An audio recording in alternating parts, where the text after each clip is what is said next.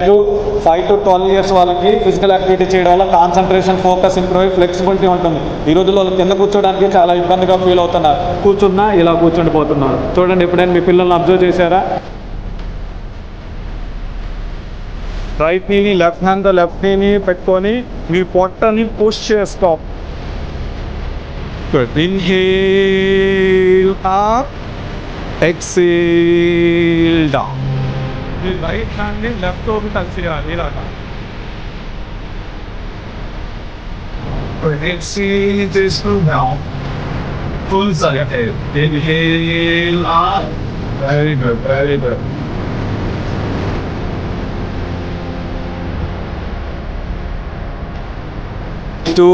12 rounds of Surya నమస్కారాస్ daily practice చేయండి. మీకు full body work out అవుతుంది.